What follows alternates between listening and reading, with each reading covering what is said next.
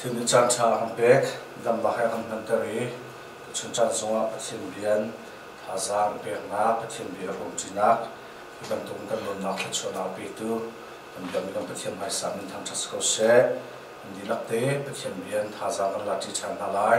kan nun nak cha ha tak tak mi pathin be tak tu jung chana kan ro chan na lai itu jinga kan di lakte ro aka ka thimi bible cha ka ro chon lai apakhat naka zohan thong chadal ria cha som thum na cha ni naka slai zohan thong chadal ria cha som thum le cha ni na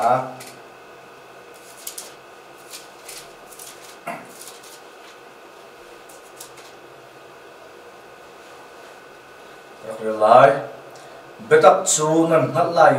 betak ni chun an luat tan halai ti tin ha betak chu nan ngat lai betak ni chun an luat tam halai tia tin ha apani naka zohan thong tha thiam thiam dal helina chang rup na karel chang he rup na karel lai zohan thong tha dal heli chang he rup na kapa kha ka halai bom tu adang am pe na lai azung zalin anum pin halai ama chu betak phuang tu tharau se volei ni chon amu lo cha le angat lo cha chawlang kholo semat se lo ama chu na sina ume nan chungi anun cha nan ni chun nan hal lo han thong tha dal leili chang na jisu ni kaima hi lam le petak le nun na ka se kaima sinin ti da lo chun a haumat pasin an phan kholo jisu ni kaima hi lam le betak le nun nak se kaima sinen ti da lo chon a haumat pasin am phan kholo kan di laksa thian ni thachona pe ko se hi ka zona thian bia apakhat nak kan real mia zohan thong tha dal ret na chang som thum le chang ni na kan mi chu betak kha nan ngat lai betak ni chun an ru tan halai ti se betak kha nan ngat lai chu betak nan ngat nuan nan ma tin nan ru lai ti se lo e chu betak nan ngat mi ni chun an ru tan halai ti tu he pathian bia se I chu pathian bia betak mi an ru tak tu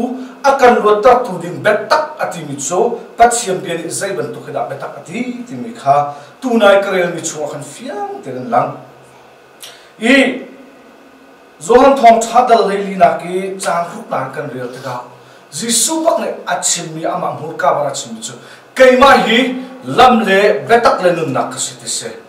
betak he ahoda siti sia chon akan lutar tu din betak bible ne atilamang mi betak he ahoda siti sia chon jisu bak betak siti kha pakhat na alam ta leili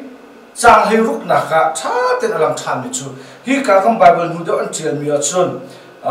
betak phuang tu tharau tu na chianan tuan don chial mi bible sa ar chial ninga chu zai tin na chial te sia chum jisu ni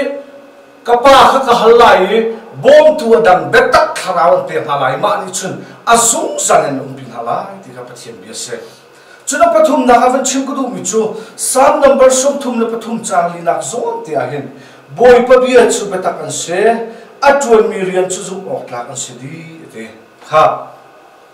betak khanan halai betak ni an lut tang halai atitika akan lut tak tu din betak sai da se apakhata ka jisu ni kai ma hilam le betak le nun nak se ati jisu betak se apani na ka jisu ni pas ni akan hal piak mi thiam tharau hi bom tu tharau hi betak tharau se apathum na ka sam number som thum le pathum chang na ka pachian bia hi betak asi tikha hi bible ni fiang ten chu alak tar se chu cha chun hin ni chana akan buatar tu ding he jisu kre apani na ka thiam tharau apathum na ka asung loi tuk ni pathiam betak chu pathum na chun hin ni chana pachiam bia chia tharau jisu kre he akan buatar tu ding atlam kin min se tikha tu jing chana na sina chim ka mi se chu he pe tain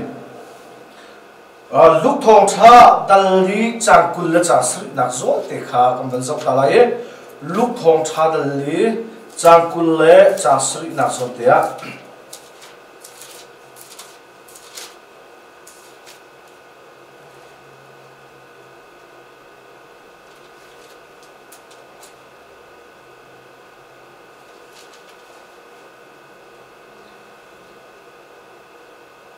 kha karak relai luk thong tha dal ni chang kul chang sri prophet Elisa chana Israel rama thingmui mi tam pi an ram kau suman selo Syria mi namanda tilo chu a hau mat dam ter mi an lo ti ate kha prophet Elisa chana Israel rama thingmui mi tam pi an ram kau suman selo Syria mi namanda tilo chu a hau mat dam ter mi an lo ti ate hi ka zon luk dali chang kulle chang sri naki alang mi he bekam lun chunga siang parha ukni na dalnga chang khat nak chunga tlam king ten akong lam kan mu mi se chu chu hauda si ti sia sun Syria siang parha ngi ara ka bu hau tu naman raboi pa dam na ang na kong se jisu bang ni bekam thar chunga chim mi chu khalio chana khan prophet Elisa chana se chu Elisa chalio chu thing hui ma tam pi dum ve asna thing hui ma pop khan dam lo te jisu jong flai pum sa than le leo mi cho ke bai adam tam na mi chi jong tho tam na mi zo tam pi dam na an hu gan tinan jisu chani mi zo pop on dam lo we jisu chani khom mu lo pop an mit an a lo we jisu chan yo ar kum ve mi ke bai pop on kal di lo akal mi chu sai da se adam mi chu me sai se khu amu mi chu mi sai da si ti sa chun ama jisu khre afu tu la ama hai tong mi lo dam na an hu chuman tukin hi ka so zunga jisu na chimi cho lalio chansonga khan prophet Elisa chansong khan thingmui tampi an le lo nain naman raboi pa Syria mi pa lo lo ni khan dam nak arak e ti kha chimi se chukong hepe kai ni ka sio prabu ni na dal nga la kin chang khat na kan so e tang lai kan rela sia chu Syria ra ka bu ho tu rian ngan tak tak mi naman raboi pa khong kam huem hi pa he urong ngai akong lam he i Syria ra kapu how to pakhat asumi naman timi arap umme Bible chanin ten patchen ama chu taina apek thona apek cha ra taina thilti khona apek cha an sia pra zon mi pa cha apek ke chun an ram mi pi vilte zon an ti sai an upak tak tak mi mit mai cha amu mi pa si tia cha khat nak ba tha te in akong lam alam tar asinain ti avan pe e meeting bu yesi te apoi tak tak naman raboi pa he taina thonna na thil thi khona tam pi akhate an siang pra zon min mai cha pe mini chonglom upet mi sinain mini an mup ya kholom ya meeting bi rakse ti anung tak tak vulain apoi tuk mi chu zai da citizen ani chu ado tuk ti mi avan pe na in tin azu sura sun apoi tak tak mi se ado tuk ko na in ti azu thil thane azu ti lo tin ase a thong tuk ko na in ti sura sun apoi tuk a fin tuk ko na in ti azu apoi tak tak mi se chuman tuk in hi ka naman raboi pa sung he a thong mit mai tha mui mit mai than pek mi pa se asinain avan pe mi chu mi thin mi si ti se apoi ngai ngai mi se zum tukan dun na ka iraran hau si ti ka du mi chu zaida si ti se chu apiang thar tuk kau na in an kan ti sula chun apoi tak tak lai tha acham tuk kau na in an kan ti na in ne pe mi achung khar chakai lo ti mi kan si sula chun ti nong tuk hoi sina alam lang mang kau na in kan si sula chun apasal ra ti nong tuk ti mi na kan si sula chun apoi tak tak mi dam lo na sok na kan nei ti na se nen ni chana chuna kan chun du do na si ti du mi chu a hu tuk kau na in hai ti ban tuk tu na ka cha deu ai do lo na in ti asan afim ti tal zul ha asilo le asifak tu ko na in ti asan a tha tu hai ti ban tu ni kan zul do salo kan nun na hai do ha na ma na boi pa si thak na tam pi nai asna meeting mu se a homan thai pi lo nen ni chana na sina tha te na man lai thai bi nang ma na sina mini anin chim na anin bu na tiang lo kha asa hrim hrim lo mini thai pi lo ya nang mai au mi chila meeting hui na si sual mo ti ti anung tak tak mi se mini mit pai tha pe ronga hin ilot pen kho se lo we mini thang chat nak pe zum za ronga hin na angam nei lo we kan mak kan chung tak tak kan dam le dam lo tu hi ilot nak tak tak se nen ni chana chung le adam tak tak mi lo lo han ni chana mi thla chu se alungai lo mi se minung zop na ken mirum mi thong mi fi mi tha mi fel na si ko sunga na eden so zop na mi ni an thai pi lo mi dang ma o mi ching hui na sinak na dam lo so la sia chun nen ni chana andam tar tu dinga beta ka ti zai tem la phil ha nen ni chana dam tar tu lo tar tu beta kanai ti he tu sin chana na sila chem ko du e mi thing hui si alung re thai tu han yo chana chun mi thing hui pa po chu ram chung kha chung om taran nga lawe lengan chen ha haw lenga rol man lang hak long chat mi se mi lak chim chwa mi zai ban to si jong kho se lo mi se a thi ten mi thing hui a chi ta ka chu mi thing hui si na chu ai thup ai phek a sio pra zon thailo a mi pin ha zon an thailo nan a dong na ka a mu piak tu cha haw da si ti sia chun Rao sang yang kalto ni Israel hak sinute naman raboy pa tuwa moy tu dinga at ine zay kan tilay an sinumi analak Israel hak sinute chuni ni chen akhi ten apu chu asaw tinga meeting mu si kha rak hal jere tikha hi ka bible an fia ten lang mi se chu apu chu thing mu so nak anai mi sik tikha rak mu pia nen ni chana minung na an kan mu pia lo kan thulang mangi mi sinok chimo ka thalo kan ma au mi zot na dam lo na kan lung ra thai nak la kan chung ria na tuan mi thil vial te na mi ni an kan thai pi lo mi akan mu pia tu kon pathia se akan thai pi tu kon pathia se ababi to kan hika zon te ban chim ko du mi cho Israel ngak chenu te ni arak mu pia ti lo ka selawen am mu le cha kan zai da te api sna chim ka pi ka pu thin hui meeting hui si dam lo si cha Israel ram afkal slo professional afkal slo dam na la ti ti ra chem mo pa ni su pa na chau se hi ka zo ni ka uar to Israel ngak chen ni hin apu he meeting hui pa si ti ti wa mu pya lo we hin nu ni amu pya mu cha adam lo ra amu ro ro adam na din ti thai pya kho minung nun na ka apoi tok ni chu mi tlam kin lo na kan hunai andam na kan mu pya chi kho lo mi na apoi tak tak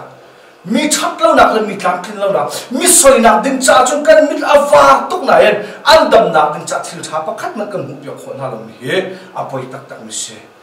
chuna kan chun ni mi chana mi chat lo nak na mu adam na thai pya chi lo lo chung lo chun a chat lo nak na mu lo kha cha le a tlam kin lo na mu tung in na bom chai kho chung lo chun a tlam kin lo na mu lo kha cha le a san kai lo nak na chimre lo ma chung san kai ding na diak tar kho chung lo chun an na chim lo wi a san kai lo nak kan re lo dai te nom khana cha cha le hi ka zo na Israel ngak chinu ni chun apu dam lo na amu piak tiang lo se lo wen adam na din tiang thai pia kan pathian ni sumpa na cha ko se kan pathian ni kan eden so zot na kin kan minung sinan kan taksa sinam mi an kan thai pi lo mi kan zot na akan thai piak tu lo se lo sian khara thim thim bi kan dam na din tiang la kan shui khau tu le akan thai piak tu dam na din tiang akan phak pi tu a pathian akan pek mi se chu so asung loi tak tak mi se chu ti kha Elisa prophet Israel rami ummi Elisa sina fakal se dam na lai te chu la cha ka chun e a thaduk an ti an kale Syria sia pra pasna khon hal kha kasot nan ka dam na hadin cha Israel ramakal ka ha wate sia pra pa zon ni chuna thaduk chu ti sia chun cha kan thial piak lai Israel ramak chun fakal ate chu akal na ka chun mun talen pra le suisikel thong ruk le pui pui zun ra phur lak song sanga sia pra pa ni chun cha thial piak again akal e Israel ram chum phan Israel ram phak baka naman ni ai pat mi cho minung len aru ta sia pra pa ni cha thial piam ai kene Israel sia pra pa ava fu ne chu Israel sia pra pa sna cha ava pe mi cho Israel sia pra pa ni arab rel arak zap ta ka zai cha da si ti sia chum kha Syria sia pra pa ni cha kwat ka cha kwat chu hi se kara boi pa naman he azot na kan na tamtar na hadin chana sina ka tha disko azot pak Israel sia pra pa ni achim chon hi ka so na tha tem bible la hi sia pra ukina dal na na chung re chen fiang ten la nge chuwa chung Israel sia pra pa pak ne ti chon mi chu ya Syria sia pra pa ni zai ro da ra Israel ka du kai ma he huat na din chan zai ro da bia to kai ma him mi zo adam tar khawi anum tar khawi chi tho tar khawi ma ka si thil ti khona nai mi se chu chu ar thari ma ara boi para dam tar ti ka si cha chu mi chu ra sara du ro si ti apun vil te khi dia thin hum ti kha bible la fia te kam hum mi se minung ning kan ipal ton mi chu kan dam nak tak tak betak sitigan thai ton lawe pathian bia kan dam nak sitigan thai ton lawe jisu khrei kan dam nak sitigan thai ton lawe siam thral kan dam nak kan ruat nak tak tak sitigan thai ton lawe minung ruat angkar kan hang ton chan po po hin dam nak chu chim lo buai nak chuak amo vela Israel siam prapa ama chu mi zo dam tar khau tu stak lo chte siang pura pakhat me radam tar se ti cha ko tika achina hum tu ki kai ma chu mi zo dam tar khau tu ma se mi zo khau tar tu ma se ya tin cha chi ta pu na khle boi na chu nen ni chana na dam lo nak na lo na thai na kha a hausin man akal pi sim sim ha pathian sin lo lo phak pi lo pathian bia hin zam lo jisu khrien zam lo chia thla hin zam lo chu ka huna chun dam na mu lai vulai na chu kan na son ho mo nai bo chen tok mi sna mo vakal chi che lai chi chu do sam chu tu na I feel tu ko sam za le ku le khat chunga ka na ki ka hi chu na kho zen da bom na ka mu lai ki bom na ka mu ding mi chu boy pasin ara lai va le vle sa tu sim sim kin ara lai ti kam pathian mi thang tes ko se nin ni chara bom na na mu na ding na luat na ding na dam na ding he ka ba tu na ro mi nai bo chan tu mi na fim na na chiam dam na rum na cho va le na po kam mi no su sim sim lo we na luat na ding na dam na ding tak tak va le vle sa tu pathian sin lo lo se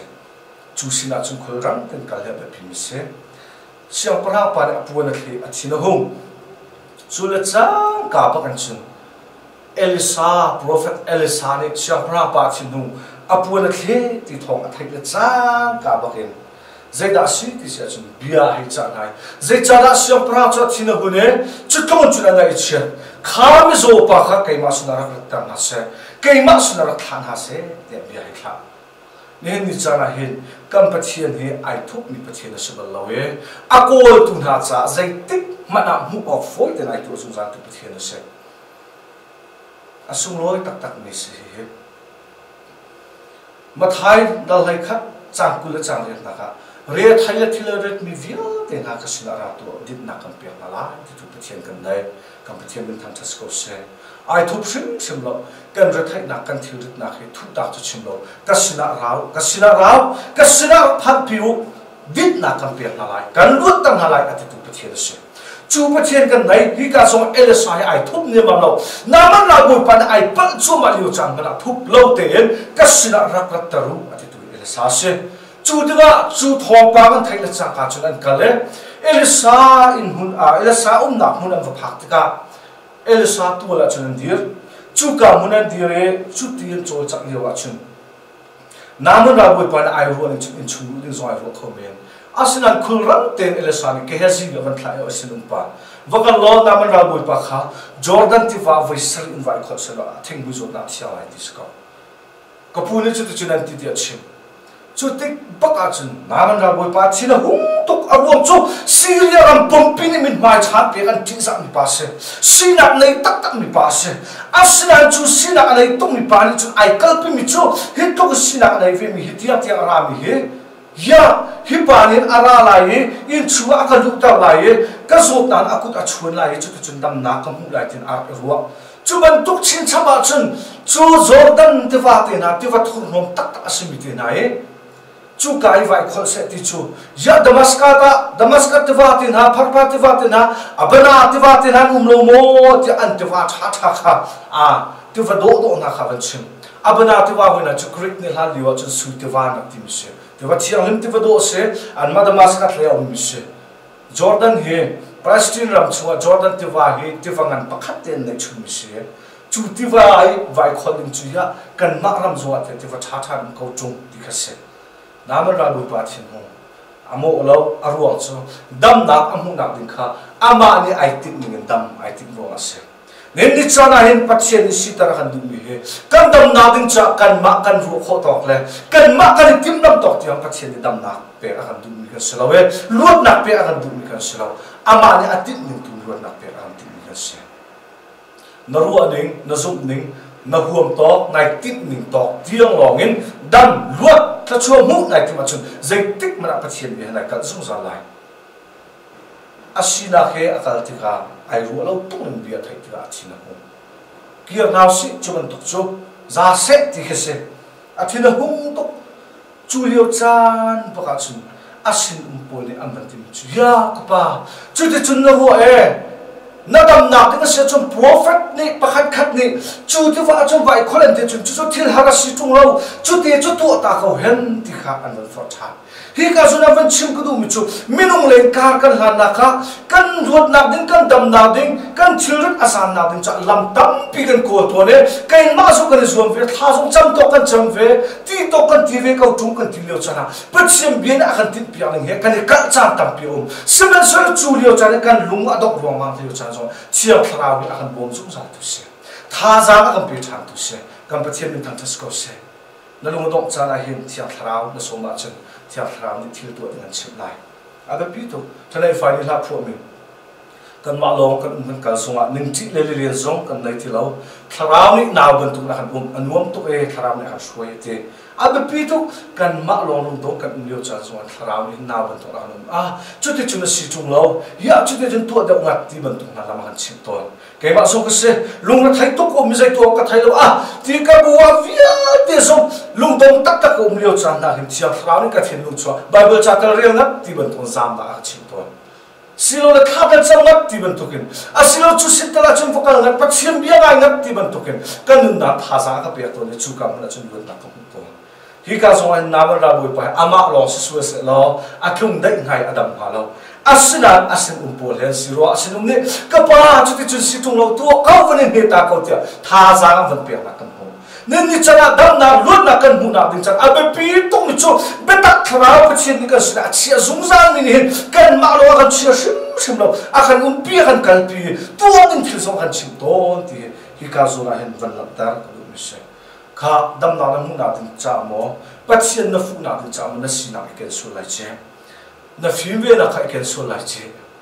na that về na khai ken so lai che na ruột na khai ken so lai che na man ra bol pa na ai pa tu mi chu asina ai ken a thon na ai ken a min that na ai ken e chu ban tu ai ken ruanga pa chian bia he ai kat ti ka chin hun nak le lung tok na chu nak se pa chian kan fu ve ve ka chin toi dom na then lung te he pa chian kan fu pa chian na han du pia mi se kai ma ti na vil te thak ni wa boi pa fu mi ruột na mu ton kha Jordan tu va vai hem asin polin chu tin ti ka asako zai ti tha tia chena tlo tu bu khen silo se avakale Jordan tu va chun avai hem vai khat vai ni vai thum vai li vai nga vai ru vai sri ai hem I vai khat ai ni ma klong pa tin adam ti khsalo vai ni na ka klong pa adam deu ti khsalo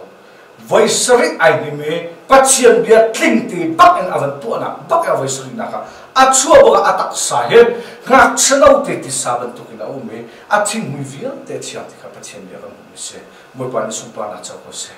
pachian ni luat na dam na ka pek ding mi he kan ni zom kho to hitia kan zom chit klong pa te kan dam deu hitia kan tu chit klong pa te kan dam deu ti srau an fial ning la abian ning te te king te na tu ni a khin ba ka khan na di lak te na ma sa dam na luat na ka pachian na chi pek mi se tu kho to tu klong pa te dam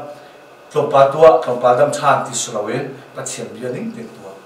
pachian bia he dam na beta luat na kom pi tu se samsung thum la thum chali na kha khre chang kha pachian bia he beta kan se boi pa bia beta kan se atuan mi rian he adik dik ti kha pachian bia na chong pia nen ni chana pachian bia beta kha kan luat na se ti zai tak na phin la na lung ra thai cha zo pachian bia re lo na real mi pachian bia chu tu ai ti lo chu pachian bia ning te na nun na chia kho ta ka na tak sa di lak cha dam na luat na thrau cha so luat na am pe tu silai hi ka so na man ra boi pa adam ti so slo ka wo tong mi chu adam ning kong alak tare ati sa kong alak tar me se chu ti sa kong alak tar mi chu ati sa he ngak cha se ngak chno ban tukin siang hir ya te adam ti se adam ti so lo slo ngak che ti sa chu zai he dai lo ti se chung a chu ka mi ngak che ke zai ma pe man anai lo zai ruanga a chu ka mi si ruanga se zai mat liam tu nei ri lo khong tu nei ri lo au pa chang mi chu kan khuk ta la kok bal kan ke tal zai tin da kan khong bal kan kut tal kan at bal mo kan lu ta la kuai bal tam to kan pu man ma pe tam pi on asna hi bible bak le chu chu na da boi pa adam hin atak sa hi adam ti so slawen na chati sabat tun pakhat man ma pe ne nang zong lo ba na chiak ti se pathian sin luat da pathian ba tak sin dam na luat na kan mu ti ka hin ko pa ti ta ani nang ti ta ti o lo moi pa chiang hi ria te dam luat tar akan ti mi ka sti kha hi ka zo na hin na chim ku se pathiam betak hidam na se pathiam bianing ten ai ne a huam lo butin atu e pathiam bia voice akin baka khan chu a bianing te atu ro chan dam na hu Jordan tiva kha dam na se lawe voice ri zong kha dam na se lawe pathiam bia voice ri Jordan tiva vai nim timi pathiam bia tling te atu na tu kha dam na se kha tu hen Jordan tiva vakal na se la voice ri he vai nim na se an dam ti thang lai lo aru chu voice ri dam na se lo Jordan tiva zong dam na se lo fi anong mi tiva se kaunan pathiam bia ni tu atin te atu ro khan dam na mi se chu pathiam bia tak chu kan dam na se pathiam bia ni su se ti an du ni na nu na chun chu na luat na dam na te asam mi se ti kha hi ka chen ko mi se chun ai lom tuk khung sa ne namen ra bui pan chun khul rat ten ka dam chang chi akir chot lo je da tu avakia than an ramakal ta lo Prophet Elisa sina avakale ai phurmi muskil sorry muntalen pahale suiskil thongruk le pui su sai ken mi vil te kha avakale kai rom tuk dam na kamu ronga tia Elisa sina lom na bichim avakia melong tam pin ka le pa ton mi chupa thil sin thil cha chu kan du kan hal olok chong en boy pa ka pe ka tu piak tan te pathian na akan tu piak te ka lom na bia chim chim lo mi tam pi ka apoi tak tak mi se naman ra boy pa kadam tin an rama nam tu na kiyo me mam lo zeda tu akire Elisa sin lom na bia chim pathian ni thil chan tu piak mi kha cha tu asnan an tu piak tu pathian sina mo kiyo chan la lom na bi chim phil so la chi ti he abe pi tak mi se sam chunga fia te kan mu lom na chim na rai thoi na chu pathian sina pi ti se keima sin rai thoi na chu lom na bi chim na khi ti boy pa tam piang chom pia thil cha to e lom na bi chim thim lo hi apoi tak mi se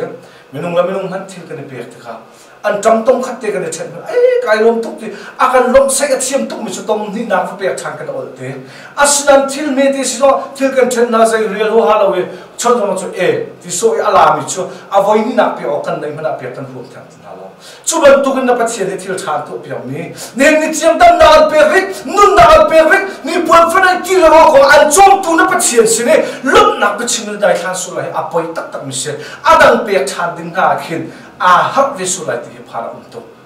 ne ni na dir hun ti am dir tak tu pathian san boy pa kai lom tu hi ton ka chu na cha ti he pathian san lom na bia chim chim na si ti kha hi ka na hen bane som na ka du avakal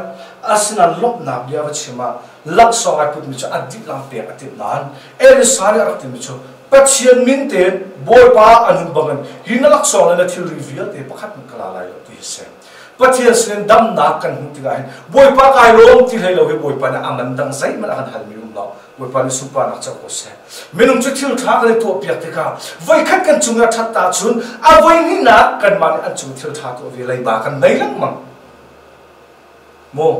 a pakhat an kan tha ro voi khat an so ma chun an ni chalan zai ti da city lai thil lunga chun kan pu lo su la sila kan to piak min hane a ya ni vial karak to piak he kaya ka ti piak lo kha peng kha se le ya ba peng mi ka si ai cham ding ni au peng mi ka sunan pachi sim thil tha kan mu dan na lut na kan hu chu lak so pakhat na rum lo boy pa ka lo ti tiang pak he pachi sim kan chim mi chu skau zai man aman pe ka ha lo mi dam na luat na tlam thil si ti kha hi ka zon lak tar ka du pakhat man kala lai lo te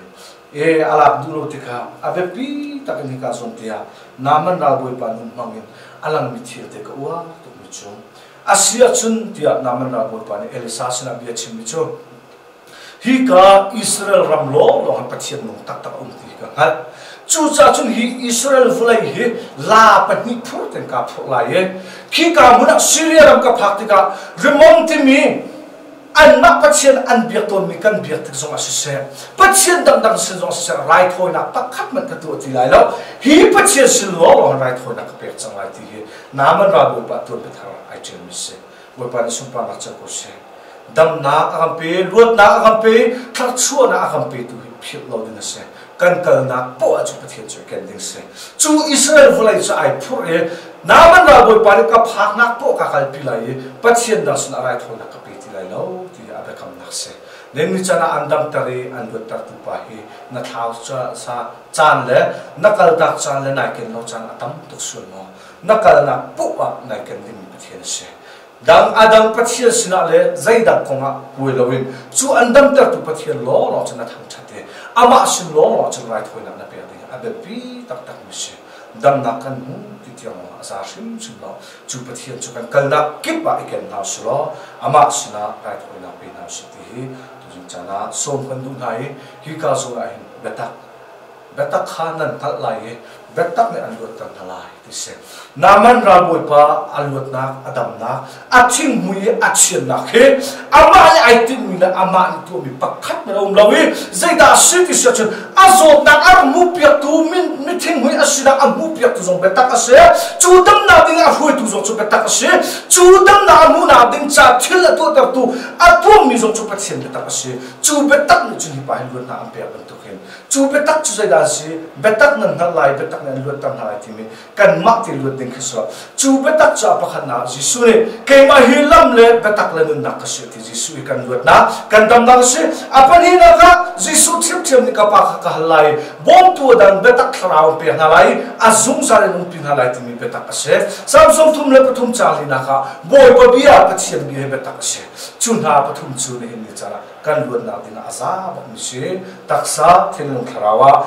alwati adam me pathian supana anak ta tu sikona nga kan dilak sa pathian le chona pe ko se